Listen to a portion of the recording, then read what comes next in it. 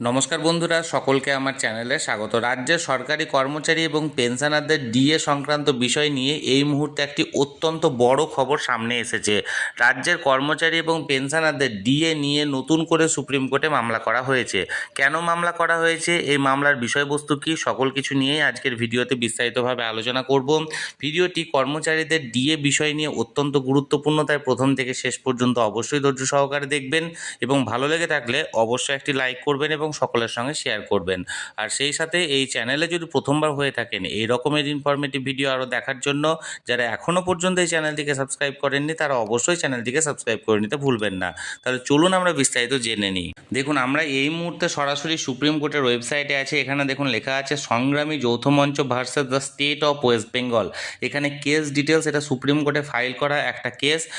দেখুন, এখানে কেস ডিটেলসে পেন্ডিং দেওয়া হয়েছে। ডায়েরি নাম্বার দেখুন এখানে দেওয়া হয়েছে, ফাইলড অন কত 19শে ফেব্রুয়ারি 2026 এই মামলাটি ফাইল করা হয়েছে, অর্থাৎ অতি সম্প্রতি ফাইল করা হয়েছে 9টা 33 PM।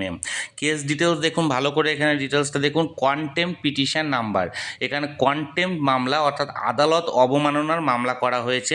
পিটিশনারকে সংগ্রামী যৌথ মঞ্চ by the convener and respondent হচ্ছে the state of West Bengal chief secretary and chief secretary. অর্থাৎ এক কথায় বলতে গেলে রাজ্যের কর্মচারীদের জন্য গত 5ই ফেব্রুয়ারি যে ঐতিহাসিক রায় প্রদান করা হয়েছিল সুপ্রিম কোর্টের তরফ থেকে, সেই ঐতিহাসিক রায়ে রাজ্যের কর্মচারী এবং পেনশনারদেরকে ইমিডিয়েট 25% ডিআরএস অ্যালাউন্স পেমেন্ট করার কথা বলা হয়েছিল সুপ্রিম কোর্টের তরফ থেকে।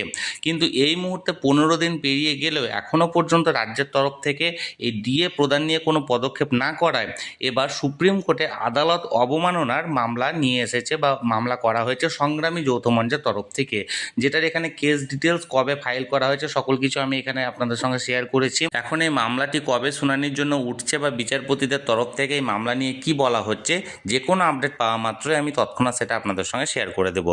তাই যারা যারা এখনও পর্যন্ত চ্যানেলটির সঙ্গে যুক্ত নেই, যে কোনো আপডেট সবার প্রথমে পাওয়ার জন্য অবশ্যই চ্যানেলটিকে সাবস্ক্রাইব করে চ্যানেলটির সঙ্গে যুক্ত হয়ে যান। আর এই ভিডিওটি ভালো লেগে থাকলে অবশ্যই একটি লাইক করুন এবং সকলের সঙ্গে শেয়ার করুন। আর সেই সাথে এই চ্যানেলটিকে অবশ্যই সাবস্ক্রাইব করে রাখুন। ধন্যবাদ, দেখা হচ্ছে পরের ভিডিওতে।